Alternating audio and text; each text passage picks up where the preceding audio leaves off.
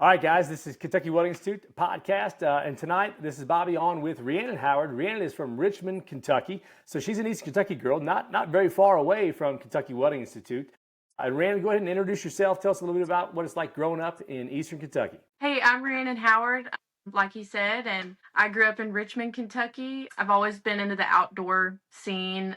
Worked a lot in the shop with my dad doing arts and crafts and just whatever we were into. I was into horses a lot when I grew up and not so much anymore because I've been working on my career and things like that. But very much hands-on, outdoors, and that's just how I grew up. Yeah, there you go. Now, so we have similar backgrounds. Then I grew up on horses as well. We could probably talk this whole podcast maybe on what it is to. So growing up, I was in 4-H a lot, barrel raced, showed horses, horsemanship, showmanship, that kind of thing. Western pleasure mostly. Got into reining when I was a little older because I really like those ride and slides, those spins, that kind of stuff is fun. And then I jumped thoroughbreds. Yeah. What kind of stuff did you do, Rhiannon? A lot of fun shows when I was younger because I didn't really know what direction I wanted to do, but I think from middle school into high school, and I kind of stopped a little bit after high school, but I did mounted shooting, which for anybody who doesn't know, it's basically like barrel racing, but with guns. You shoot 10 balloons and it's for the fastest time, and I loved it so much. But as you can imagine, it was really expensive,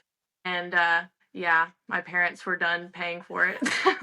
So explain that to me a little bit. I've never been on the mounted shooting scene before. So like you said, barrel racing, shooting balloons. So how do people watch? Like you're shooting live ammo then? It's live, but it's blank, so it's just black powder inside, Okay. and they only go 20 feet. So obviously, no balloons are set up 20 feet from the outside of the arena, but you do still have to be careful. You can hurt yourself or the animal you're working with if you don't have proper gun control. I mean, that was the biggest part of learning. Obviously, you want to make sure you don't hurt yourself, but it was really fun. There's 5 random balloons to start with that are one color, and those are usually in a challenging pattern, and you have to shoot all those balloons. And should have mentioned, you have 2 guns, and there's 6 shooters. So you shoot the first 5 balloons, holster your first gun, and then you go around what's called a rundown barrel, and then generally speaking, it's a straight shot to the timer, and you use your second pistol to shoot those. And then if you miss a balloon, I think it's 5-second penalty. And same as barrel racing, there's a time penalty if you knock a barrel or lose a hat. I think if you drop a gun, it's like 10 seconds or something. Not really what you're supposed to do, but I've done it a couple times. But it was a blast. I loved it so much. Yeah, Maybe that I can sounds get really back cool. into it. Now that I have Yeah. adult money, maybe I can do a little bit more with the horses. Yeah. Horses are expensive, that's for sure. I transitioned. Now we've got beef cattle, and we typically stereotype horses as quote unquote hay burners because they are expensive. Yeah. You know, and the cow market's up right now. You can always eat those things or sell them, but horses typically, they're fun as heck. It's Growing up, fun. I wouldn't trade my childhood for anything, but it's an expensive hobby, that's for sure.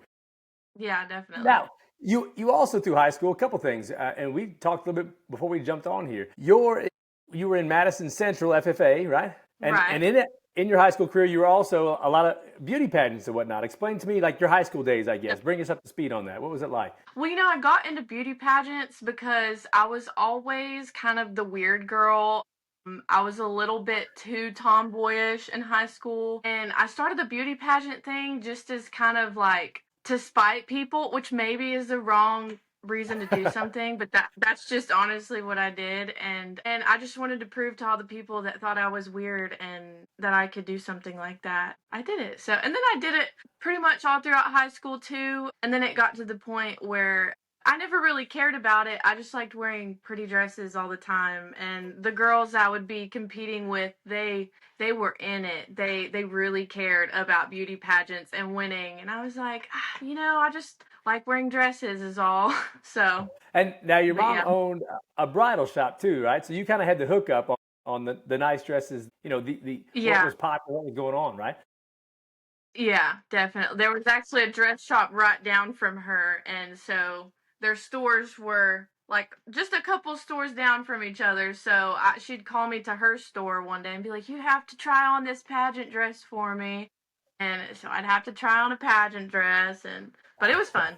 And you I think you're a little more humble than than you're actually pretty good at this, right? I mean, there's a couple of pictures here on your Facebook. You're holding like 4 or 5 banners, like I so did it's win not a like you, lot, yeah, it's not like but you dabble a little it's bit. not Like, really they act like it's a beauty contest, but if you talk a lot, you just win. People like that, and I've always had a problem with talking too much. So they like it. And you have to talk a lot and be good at walking. That's all it is. what was your signature like sign off? I guess they always like, I want world peace or something like that. Give me one of your lines from your beauty pageants. I don't know what I said now that I think about it. I always had a while to think it up because we would have a There you paper we go. could recite off of, but I always played into my outdoorsy side. The judges, I guess, seem to like that kind of like mixture or contrast in personality a little bit because not most of the girls, but a lot of the girls would be, more into the girly stuff, and they thought it was really cool that I did mounted shooting at the time because nobody else did it. So, but yeah. Right, unique. And so then Madison Central FFA, who was your ag teacher? I had a couple. I think I started out with Lacey Short, and then Rob Congleton. He's kind of well known in the area. He was an ag teacher out here for a really long time, and he's obviously into the beef world pretty well. And then I think I just had two more, and then I think Rob retired, and then Miss Short moved to Bourbon County, and then Courtney Turley and Logan Lane, and they were a lot of fun.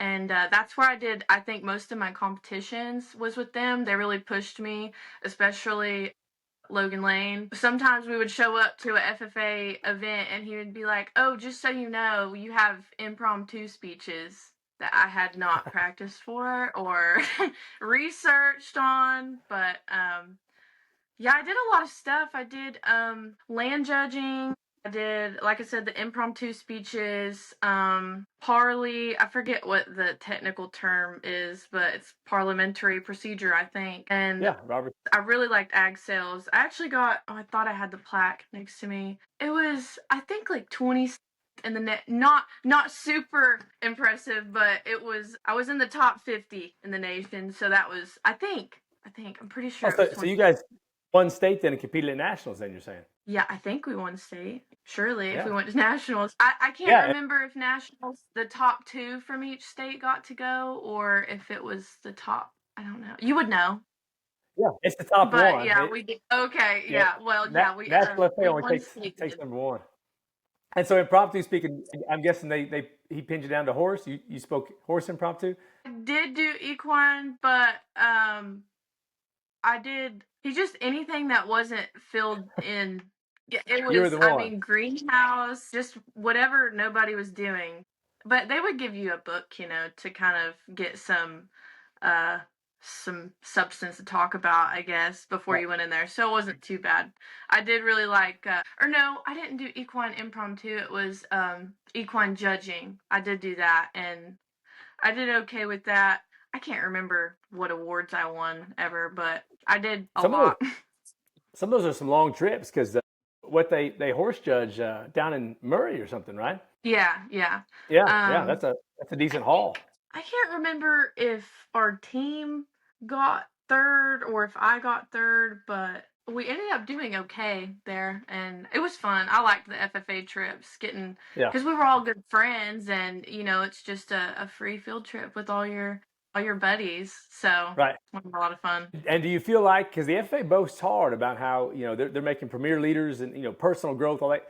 Do you think those social skills, those soft skills you gained in FFA as an officer or competing on teams, do you think they translated into industry? I mean, you show up on a job site and you've got to check in with HR, you've got to take a drug test, a weld test, and then you've got foremans talking to you. And the elephant in the room is that you're a girl, and not that that's taking anything away from you, but in this industry, walking in, there's some baggage with that. A lot of guys are just kind of viewing you differently.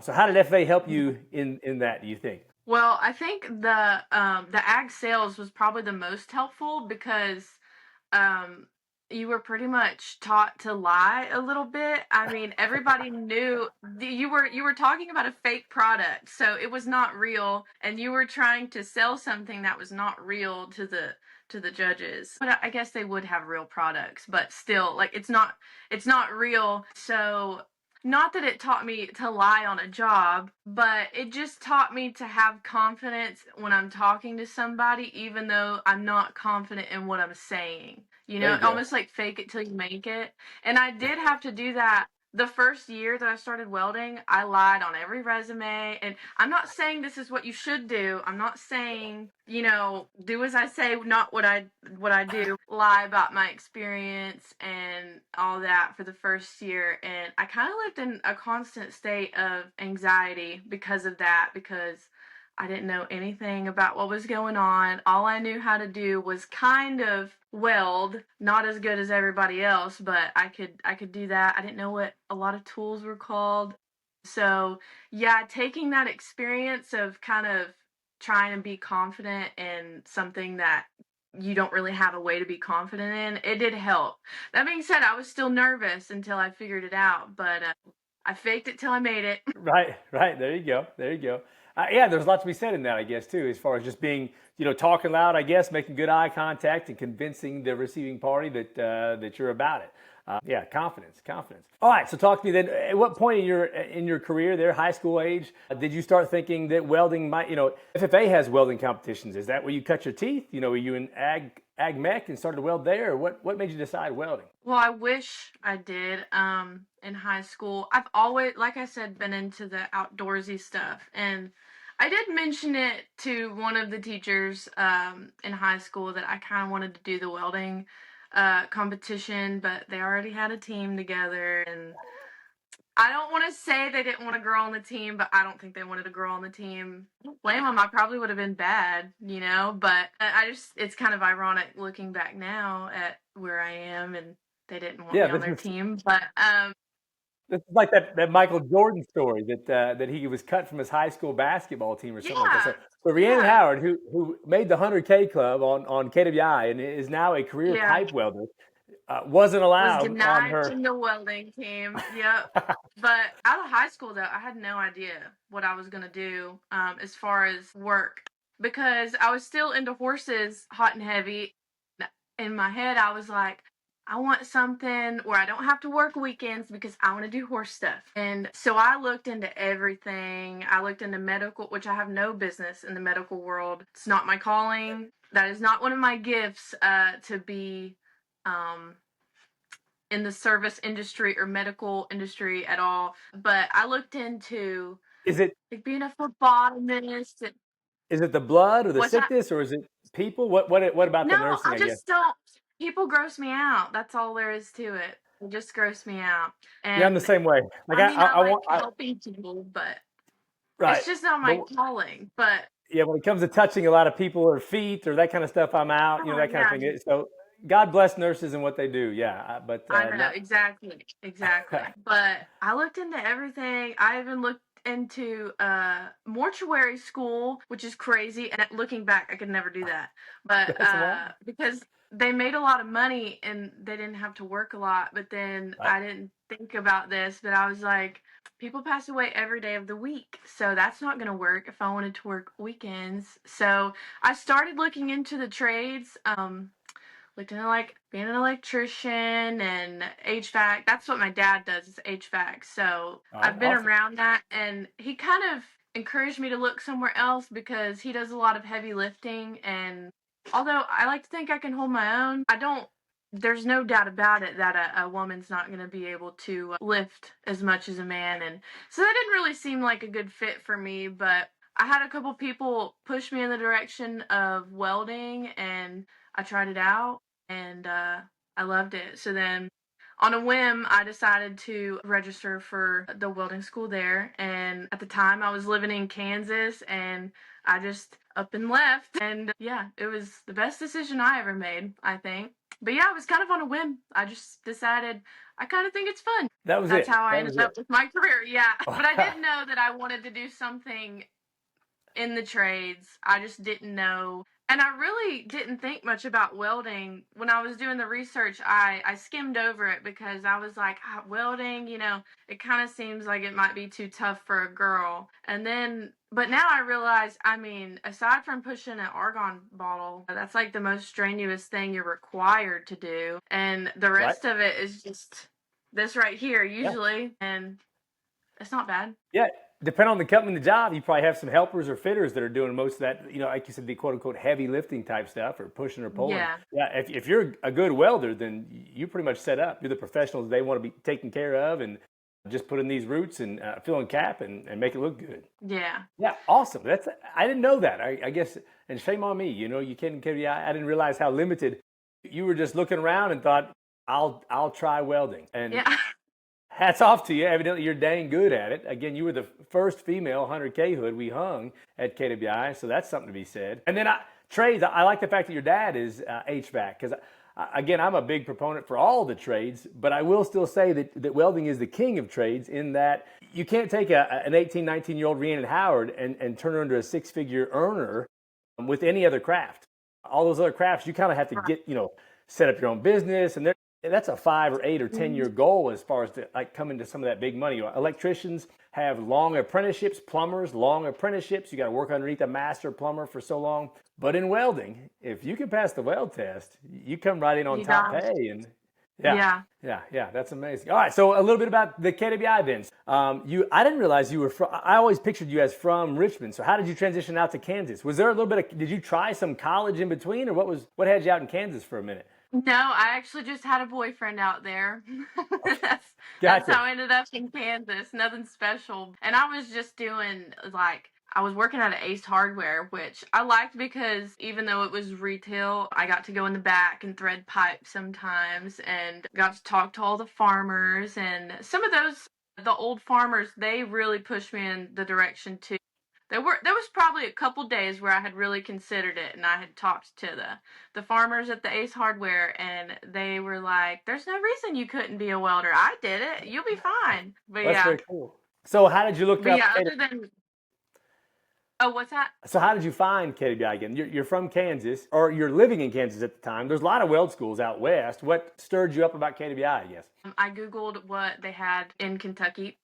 You all popped up. So yeah, I mean, I think I had heard in my research maybe there was an ad or something, but I had no idea anything about KWI. And I really looked out not to, like, whoop, but I think I looked out going somewhere that was just for welding and not like a local community college because instead of using 2 years to do school and get associates for something I'm never going to use. I was out in 6 months passing weld tests, and then also from what I've heard working the past few years is a lot of the welding schools don't do a very good job. And from my experience, I thought that I mean, I went in there knowing nothing really about welding, and I was not very mechanically inclined at all. Of course, I grew up with my dad always working on stuff, but I knew a couple tools. I knew what a grinder was. I knew what a crescent wrench was, but that was pretty much it. And for me to leave school and know enough to pass a weld test and kind of fake it on a job and act like I know what I'm talking about, y'all did a good job. So Yeah, actually, we're kind of rolling out. Keegan and I is starting to slip up and just say that we're the weld school who hates weld schools because there are so many. Because welding is so popular right now, they're popping up everywhere. And Rhiannon, like you said, all they're doing is really trying to teach you how to weld a weld test, I guess. And KBI, we try to expose you to so much more with the JSAs, hot work permits, CCO, crane rigging and signaling, OSHA 30, TWIC, Basic Plus. Like we're trying to make your transition smooth into industry so that you know what you look, you can fake it till you make it, kind of like what you've said, I guess. But, yeah. So who was your favorite instructor at KWI? Definitely Corey. Corey Porter. Yes, he was the one, he pushed me so much, but in the best way. Because where I was so brand new to everything, I didn't have a backbone at all. I was obviously very outgoing and everything, but I remember he brought me into the office one day and sat me down, and he was like, okay, you have to get meaner. You're not going to make it if you don't get meaner. Now, it wasn't like I was so scared in school or like I wasn't just so nervous, but I don't really know what he saw, but he was right. I definitely needed to build a backbone. But yeah, he always pushed me whenever I thought I was doing good. He pushed me to keep doing better, There you and go. so I really appreciated that about him. And he really cared about, I just felt like he cared about my progress, and he was really personable with everybody. He knew about everybody's family. He knew, I don't know, he was just really personable, and I appreciated that about him. Yeah, yeah. I think it's when I scroll through Facebook and check on some of you guys, I think it's still cool. I noticed that like maybe a Corey Porter has liked something on your, that they, in a way, even from afar, Yeah. they're still keeping up. And I think that's a big difference between instructors who just teach and those who actually do, like you said, care, Right. take an interest in their students. Yeah, yeah, very cool. All right, so Kate, coming through, what certs, I don't know, maybe what process or cert jammed you up a little bit? What took you a minute to figure out? Well, something I never figured out, and I still haven't to this day, was the copper nickel, and I don't know Copper. why. I remember I tried it right before I graduated. I got the golden arm, so I can't.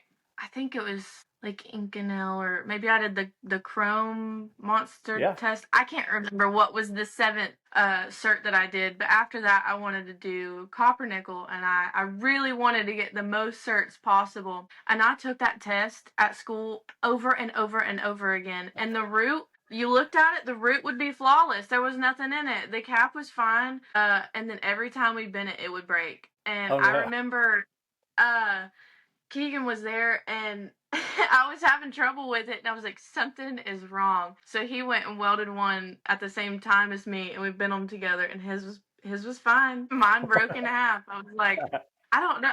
I think now I was probably like welding too cold or too slow. I'm sure I was doing something wrong. There wasn't any like there were no flaws, you could see with Visually, your own right? eyes. That one tripped me up, and I might have welded a socket weld, maybe. I don't even think I've touched it since I left school. Thank Yeah. goodness. But yeah, that one tripped me up. I would like to tackle it again just for peace of mind. But Well, you're so close. You should come back in someday and just tack it up and weld some yeah. out. Then yeah, for sure.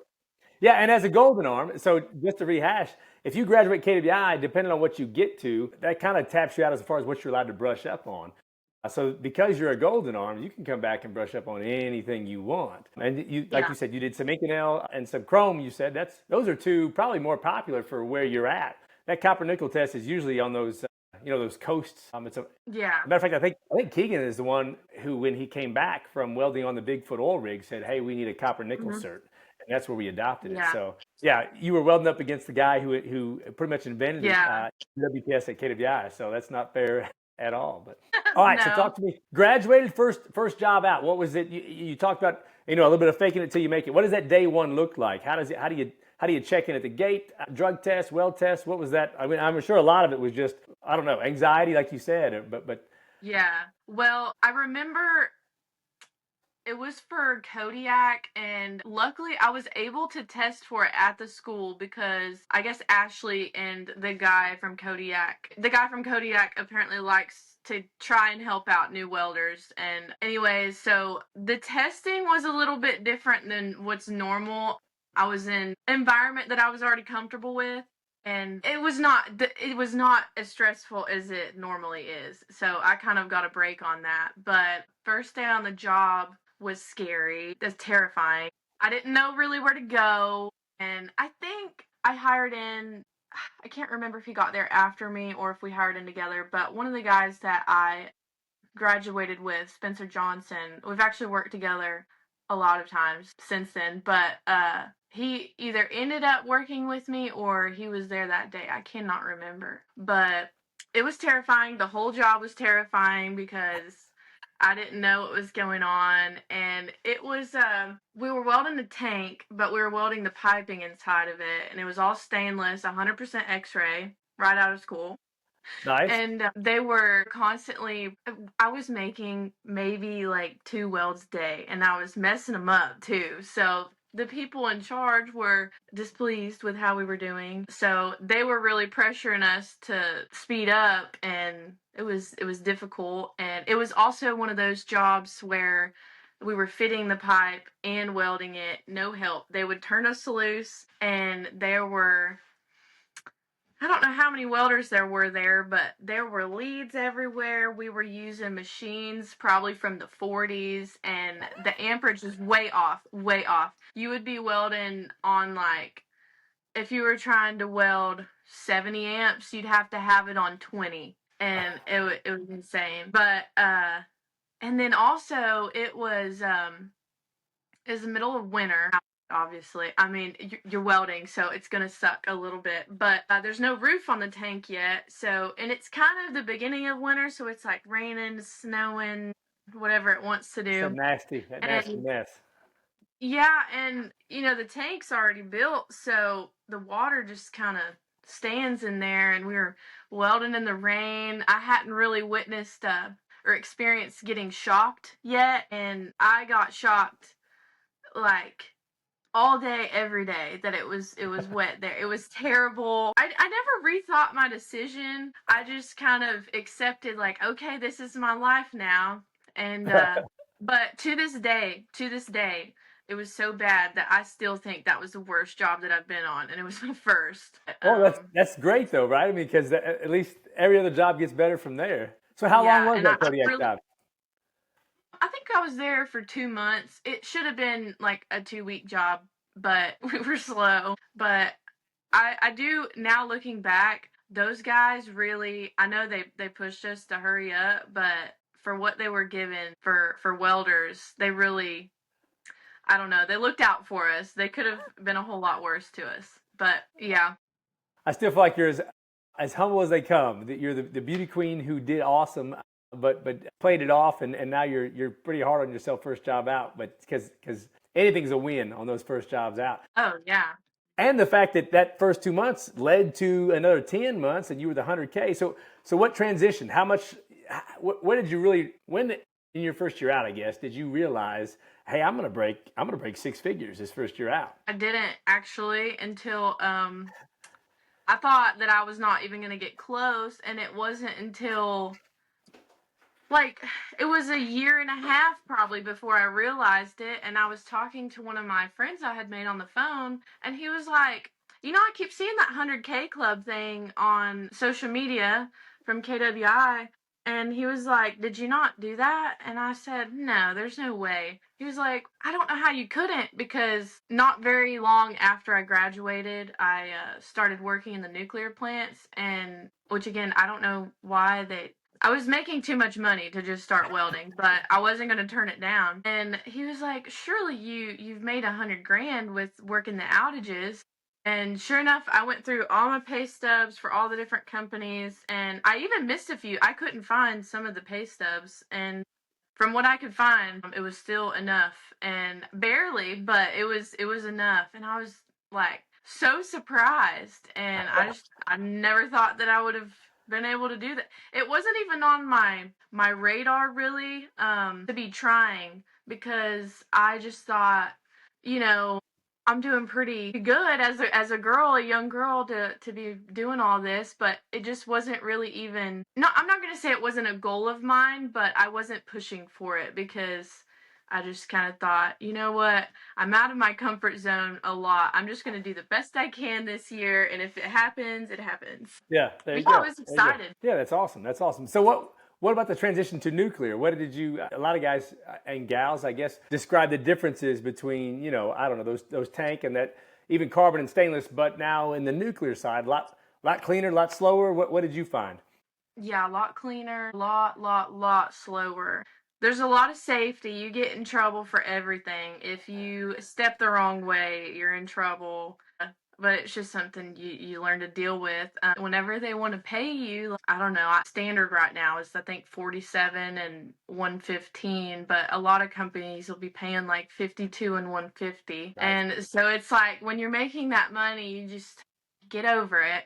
But yeah, it's real slow because there's so many permits and clearances, and there's been times where I've not even put my work boots on the whole outage. Everybody brings in, usually the walk into the plant is really long and they don't have buses or anything.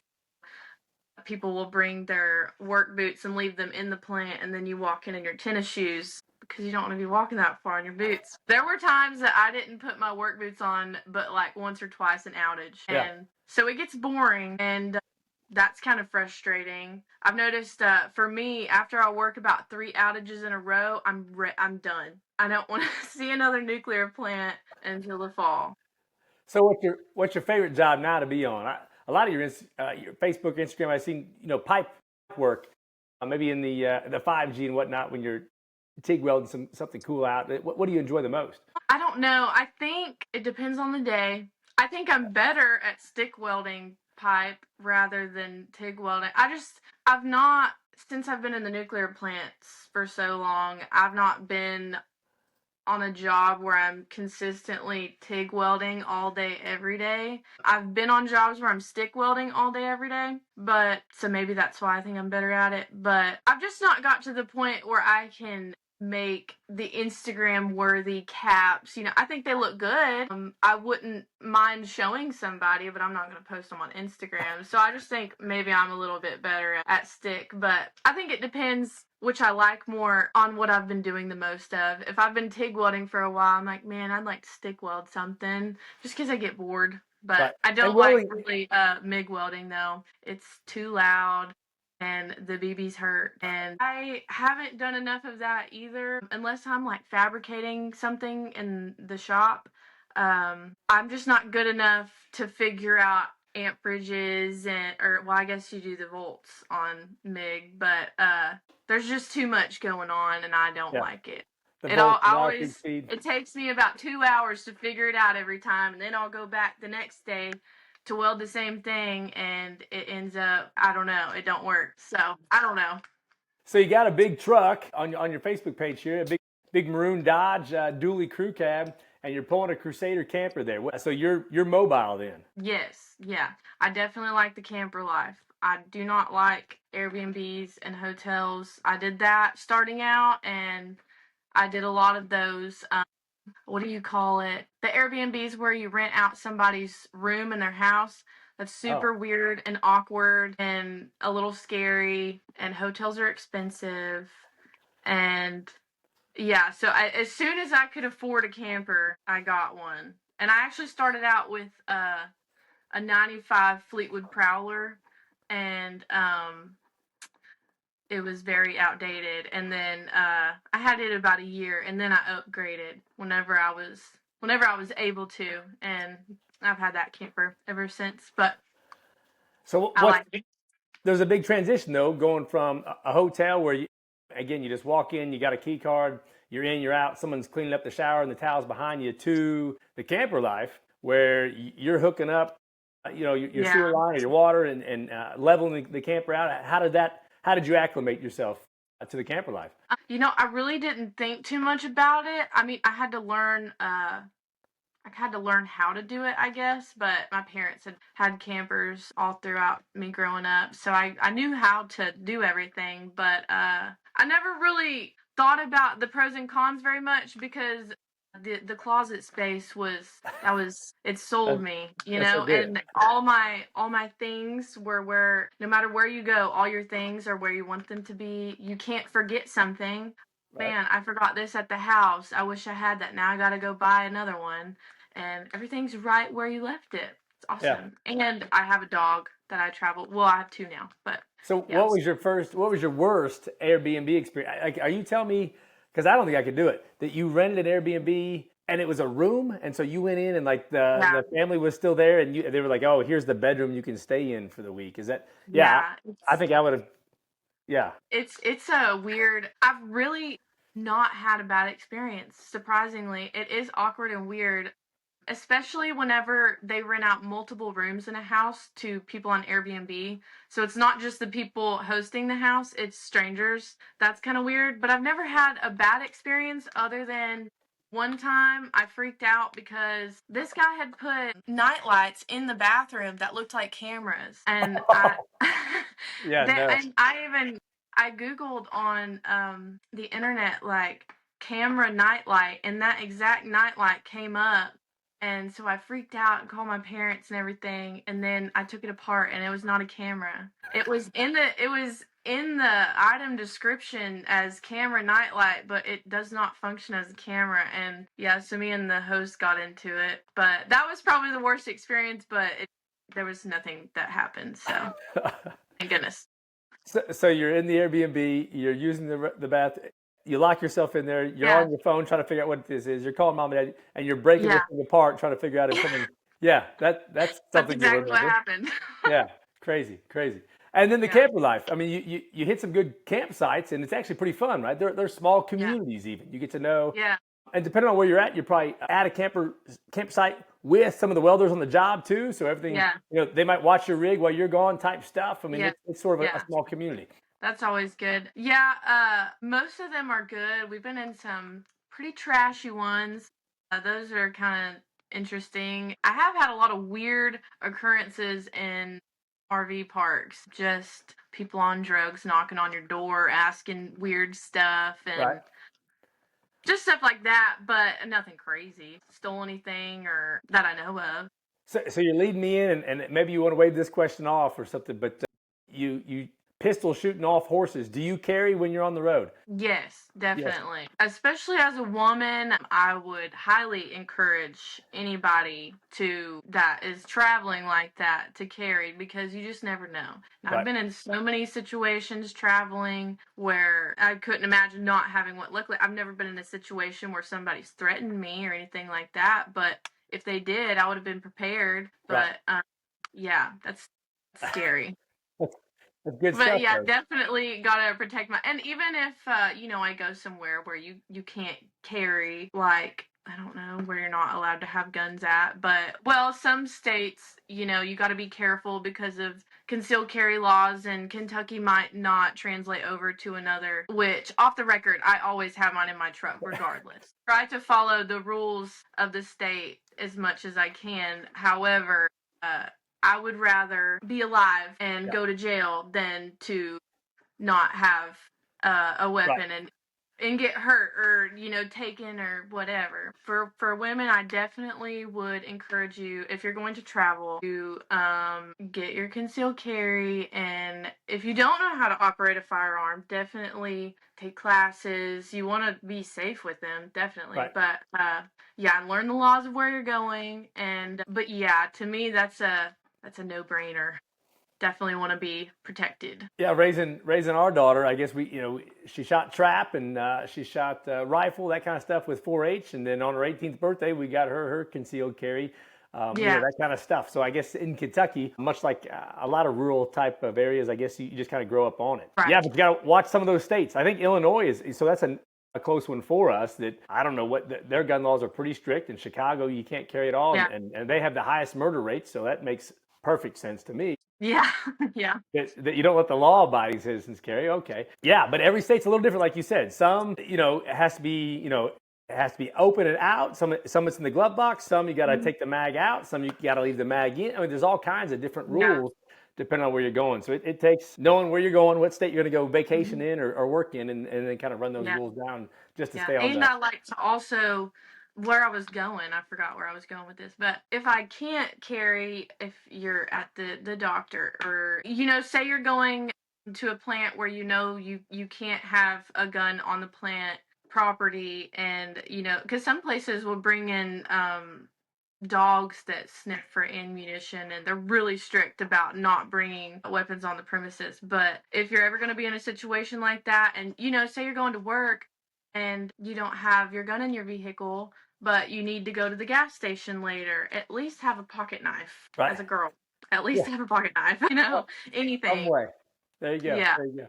Yeah, the nuke side pretty strict. Even cell phones. Have you been on some plants where you got to leave the cell phone in the truck? I've not been on one where I had to leave it in the truck, but it was definitely, they didn't have any lenience for it. Like if you were seen with your phone, you were gone. But the nuclear plants, they kind of understand if they're going to have you sit and do nothing for 12 hours, there's nothing else for you to do. And they don't let you play cards either, because they don't want you to gamble on site. Even if you're not gambling, they don't want you playing cards. So there's nothing else for you to do. And if you just sit and talk to everybody, people end up getting in tiffs. And so Yeah, they don't really mind phones very much. Now they don't want you taking pictures of plant equipment and things of that nature. But yeah, I think I that's don't know. big too, as far as like a lot of guys get on a job and you kind of got to look left and right and decide, what this company, this plant, this job site allows. We try to tell our students, Right. keep your phone in your pocket for that first week and just see how Yeah, your foremans and definitely. supers are. Because, yeah, I think Andrew was talking, and it's been 2 years, but he was on a job with Parfab maybe, and some young gun hired in and was posting pictures inside the plant the next Yeah. day, and he was walked off the job site and blackballed from there Yeah. on out, because Yeah. they don't want pictures out. They want what happens in the Right. plant to stay in the plant. Because Yes. safety, OSHA, that kind of stuff. Some things get a little mixy, and you don't want the documented pictures everywhere out on social Yeah. media. Yeah. Yeah. I try to keep pictures that I take unrecognizable of where you're at. Definitely don't have any tag numbers in them, or, if you have a badge, don't have your badge in it, things like that. But I do take a lot of pictures on jobs. Not so much of my welds unless I'm really proud of them, but I like whenever you're a plant and you can see all the cranes and the sunset's real pretty. I take a lot of pictures like that. Yeah. But Yeah. I don't post them unless you can't tell where it is, so, or they Smart don't move. care. Right. Yeah. So now on your off time, I've noticed on your Facebook feed and whatnot, you're into some jewelry making, maybe spurs, buckles. Talk to us about Yeah. how did you get into that and what's that like? Yeah. Well, it's kind of always been a little bit of an interest, but I kind of put it on the back burner because I've been so busy welding the past few years. It's hard for me to get into hobbies. And when I do have time off, I spend most of my time like seeing friends and riding horses, not so much crafting things. But recently, me and my boyfriend, because I met my boyfriend welding too, and we were having a rough spell finding a job. We found 3 different jobs. One of them didn't work out because they told us last minute that they didn't have spots for us after we traveled 14 hours to the weld test site. And then we had 2 in a row where the job actually got pushed back after we were, scheduled to be there. So I kind of mentioned to him, kind of interested in making some spurs and belt buckles maybe. And his parents had a shop, and so we kind of started piddling with that. And then in that time period, because we had a job scheduled for the fall, all the outages for the nuclear plants. So we had a job. We just wanted something in between. Right. And so we used that time to kind of try out crafting a little bit. And I ended up loving it. And then I found out, because I was just getting into it, and then I found out that my mom was sick.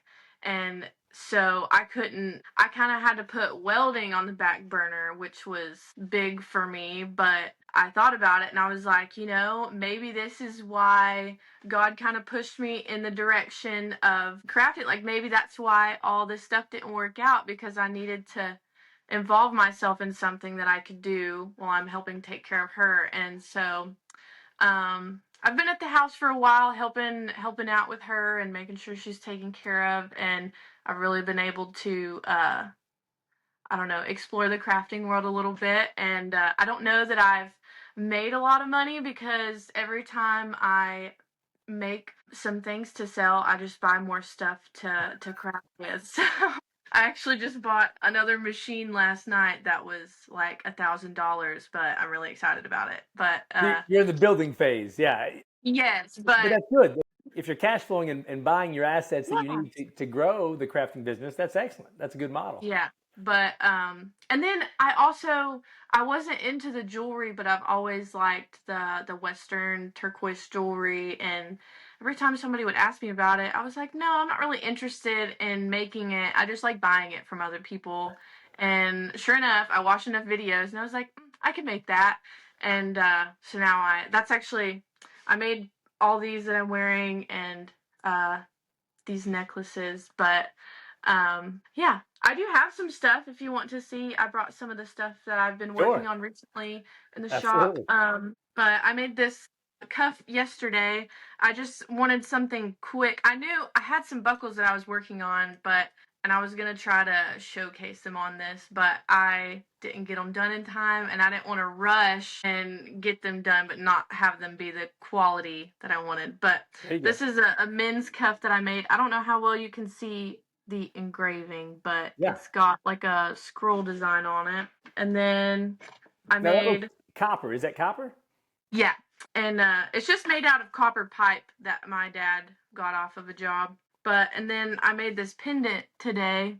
It's got Nice. a custom brand on it. A lady from Fucking horse. Texas. Yeah.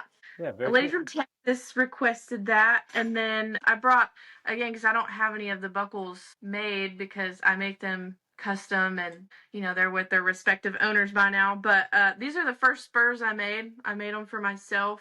They got little hearts on them, and they say Nan, my nickname, on the inside. But yeah, that's just a couple things to show kind of what I've been making. But What was the hardest part about learning? Like, I guess I wouldn't even know where to start. Like, do you start off with a flat piece of metal and literally bend the spur to fit a boot and then go from there?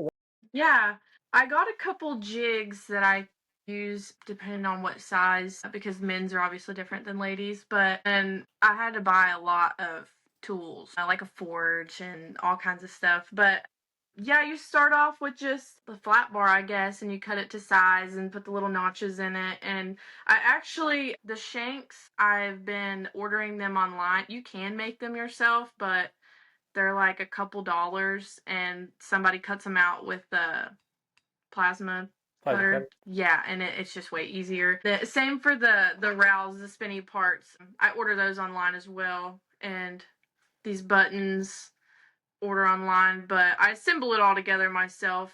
What Obviously, I process? have to. What's that? I was gonna say, what process do you weld the shank onto the? How does that work? Yeah, well, Jig? I just got a Yes welder, one of the cheap ones from Amazon, because you weld them at like low amps and just TIG weld them on there. And I've been watching videos of people making spurs and buckles and stuff, and it's kind of funny seeing. It seems to be the part that trips them up the most is the welding and getting the gas right and everything. And for me it was never a problem, but everything else that was easy to other people I was struggling with, like soldering this stuff on, a Right. nightmare, and I still struggle with it. But yeah, the welding part comes natural though. Yeah, yeah. So that's very cool because it's again right up your wheelhouse as far as like you're a pipe welder by day, and then this crafting thing gives you an outlet you enjoy, Yeah. and again it's sort of your side cash. You know, Yeah. do you have a website yet? I see most of your Facebook stuff says DM me or PM me for orders. Yeah. Have you thought Well, about? I have a website, but I haven't set it up yet. I've still yet to make an LLC. Gotcha. Just one of them things you just don't get around to. And so I wanted to wait to kind of make the website live until I have an LLC. So for tax purposes, I don't Right. get in any trouble with the IRS. Well, it's super easy in Kentucky. You just go to the Secretary of State, $25 a year, you can file. I know I need to do that, but I just need to get around to it. Uh, But yeah, I would tell you what it is, but I don't want people to go to it because I do have things listed for sale, but if they were to buy them, I don't know that I would see it. Right, But right. at least on social media right now, my Instagram handles are all Rhiannon Howard with 2 Ds. And then me and my boyfriend, because he does a little bit of the crafting, but he's been welding for the past, since I've been helping out my mom, he's stayed working and just visited when he can. What I was saying was me and my boyfriend actually made some social media pages together because he likes to do the crafting as well, but where he's been working on the road, it's been me, and I'm really not good at social media at all, but I'm working on it because I know as a business person you have to do that. But the website's not up yet, like I said, but our handle on Instagram and TikTok, and we do have a Facebook page, is Double L Metalworks, but I really need to get on there and post because I haven't been on any of the pages in a while, and that's my bad. But yeah, but you would have better luck contacting me at my personals just because I'm on them more. So, but I hopefully guess soon I can get the website up and running. there you go. There you go. And then where did Your boyfriend, where's he from? Are you guys both from Eastern Kentucky? No, he's from Texas, actually. We met at a job in Idaho, and we've been traveling together for almost 2 years now. Nice, nice. And so nuclear, what states does that take you to? Nuclear, there's a lot of work in the Carolinas as well, as far as work that's not non-union. I can't speak for union companies. I know they have the majority of the nuclear plant work. But yeah, we work a lot in the Carolinas, and then Arizona, I think, is the only other place that I've been personally. Now, he's from Toller, Texas, and I don't know if you've heard about Comanche Peak, but that's in the town over in Glen Rose. And I've yet to work there, but I would like to because the area is beautiful, and it's a really laid back plant. And but so far, I personally have only worked in Arizona at Palo Verde and the plants in the Carolinas with Duke Energy. So you guys met in Iowa, but not on a nuke job. Yeah, Idaho. Yeah, Idaho. it was actually funny because I think just that year before we were working at the same plant and didn't even know it. One of the nuclear plants in the Carolinas, and whenever I met him on that job, he was like, I think I know you. And I guess he'd seen me on social media or something. But yeah, I thought it was pretty cool. And I was like, how ironic that we meet here of all places and we've worked all the same plants before. Yeah, yeah. Very cool, very cool. Well, wrapping up, Rhiannon, we've been on here for about an hour. I feel like anybody listening has really got to know you and hopefully can identify if they similar hobbies and interests, that kind of thing, that welding could be for them. You'd mentioned wanting to give some specific advice to ladies interested in this, not just the trades, but this trade, king of trades, welding. Talk to us about that a little bit. What do you think? Yeah, well, a lot of it's just looking back. I wish somebody would have told me. And, sometimes it's hard to find another woman on the job, especially somebody who might have more experience than you. And I think the biggest piece of advice would probably be to build a backbone if you don't have one already, because that was such a big challenge starting out, because I was always the girl that I wasn't necessarily a people pleaser, but I was always very friendly and outgoing, and sometimes on jobs that can, I don't know, send the wrong message maybe, or if you're overly nice, people can kind of take advantage of that. And so I really had to figure out how to stand my ground. And for any girls that are listening, just know that you can be mean. You can hurt people's feelings. Don't be rude, of course. Well, I guess if you need to be rude, then be rude. But just don't feel bad about embarrassing somebody by speaking up. If something bothers you, let them know. Now, something that I don't necessarily stand for, which is kind of contradictory, but also, if you're going to be in the trades, you kind of need to be understanding of the challenges that you're going to face. I'm not saying it's right that women should go through some of the things that they experience on the job site, but if you're looking into welding, just know that, you're probably going to experience sexual harassment in some way, shape, or form. That's just part of it. And I'm not saying don't go to HR, but if it's something small, like somebody's just crossing the line,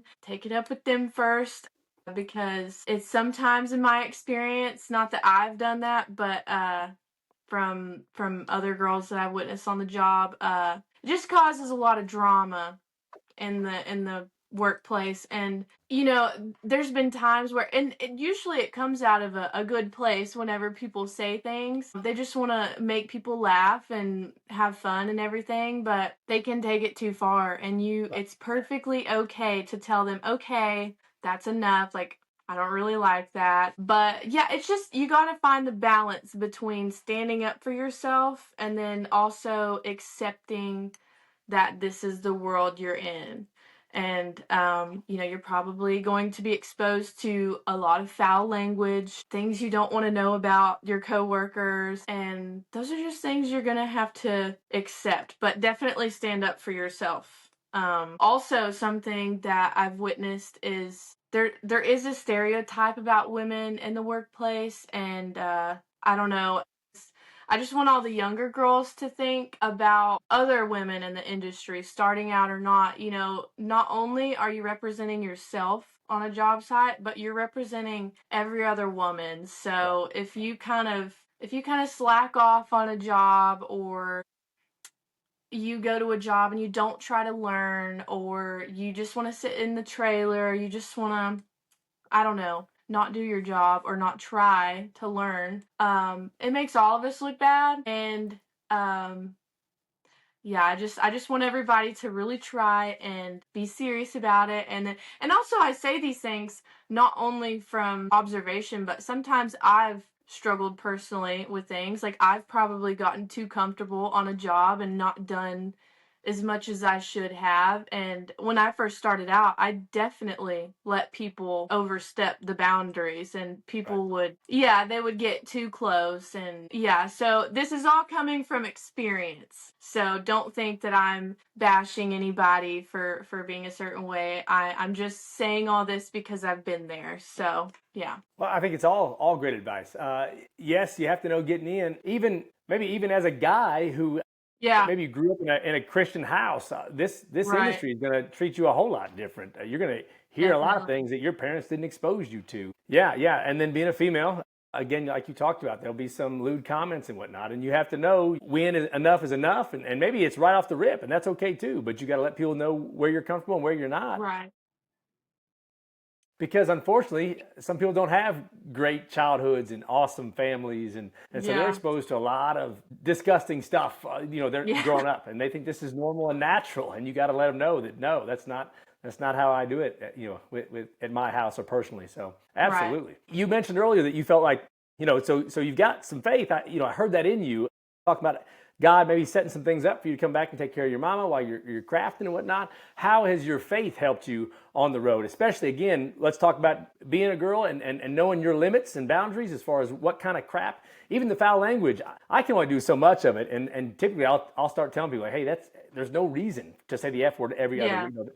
The book of James talks about controlling your tongue. You can't praise Yeah. God and then curse with that mouth. That doesn't make much sense to me. But so how have you I guess been the light in the darkness, so to speak? Well, it's definitely been a struggle at times, I guess, when you're exposed to that kind of, I don't know, just people and situations that you're in. And it's definitely been a struggle. And especially when, you're working 7/12s maybe at night, you can't go to church. And Right.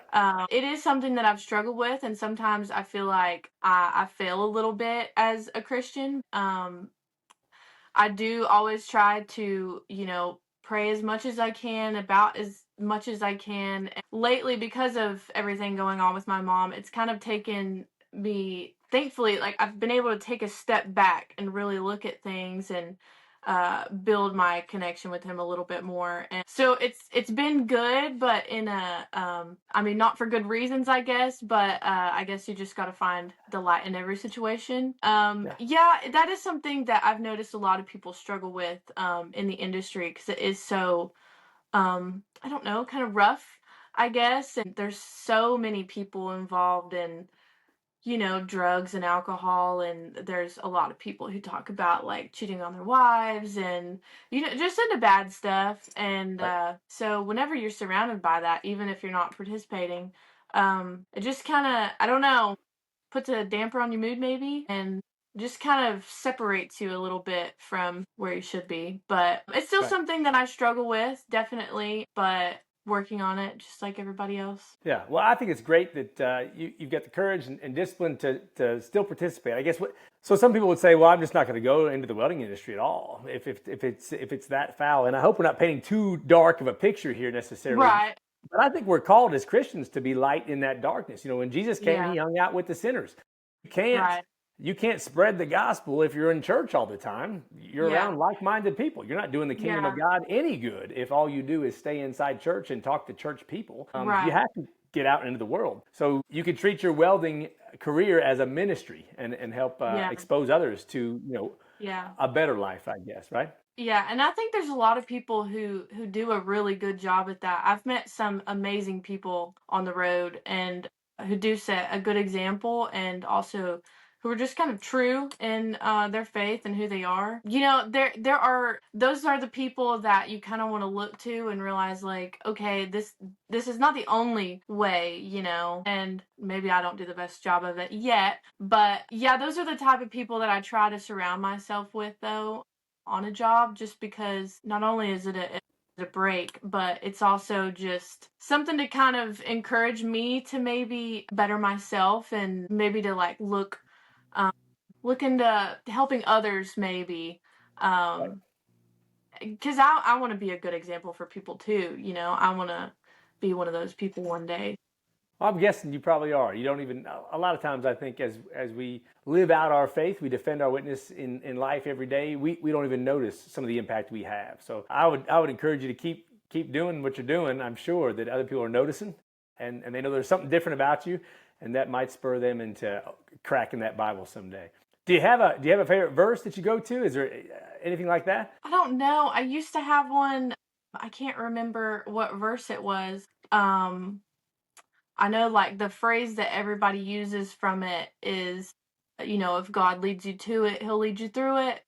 There you go. And I know that there's scripture that there's a longer verse, you know, that kind of Right. says that, but I don't remember what it was. I used to have a necklace that had the verse on it, but that's just kind of something that's always stuck with me. Whenever things seem like it's too hard, you know, you're never going to be challenged with something you're not going to be able to make it through. Yeah, there you go. There you go. It's good stuff. Good stuff. All right, Rhiannon, we've been on for well over an hour now. Learned a lot of great things. What it's like to be a woman in the industry, how you maybe use your faith to push through some of the filth, I guess, that we we should talk about this, bring some of this to light in the industry. But as we wrap up here, is there anything you'd like to close with? Any final words to future welders out there who are thinking about a career in welding?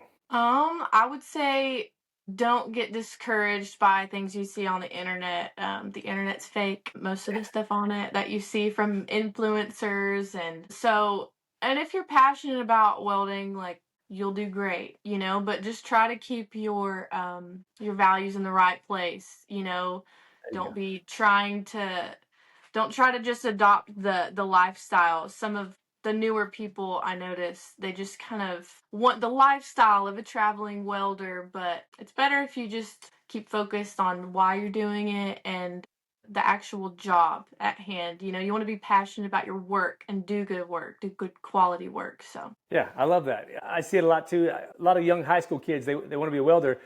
They think they have to go out and buy, I guess, all the clothes. You know, it has to be this yeah, pearl snap and these gloves and this hood, and somehow that's going to make you or break you, and it's not. It's no, getting in there and doing the work that's yeah, going to make you the good welder. And like you're saying, hopefully you're not focused on toys. You're focused on a bigger goal. You know, that future right, family or house that you're looking for. So this welding is just a means to an end. It's financial freedom that allows you to take a break and take care of your mama and learn how to make spurs yeah. or If other it weren't for pursuits, right? this, I wouldn't be able to do what I'm doing. So, you know, That's fine. if I had a normal job, I don't know who would take care of my mom. So I'm glad that I was able to just sit one out for a while, and because I did have to leave the outage, but I just said, you know, I'll be back in the spring hopefully, and I was very thankful for the opportunity, I guess, to do something like that, because that would have been a major life decision for anyone else that doesn't have this type of career.